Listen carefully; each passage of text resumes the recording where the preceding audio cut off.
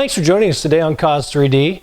It never occurred to me that when you order something from us, you have no idea what the process is and what we go through to pack it. You're not just getting a bunch of randomly 3D printed parts that have stuff all over them and things that you have to clean, nor are you just getting a shell of a helmet that we just ship out to you.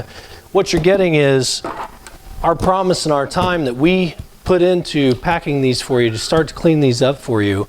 And we put together a video today for you to watch. Let's get to the video.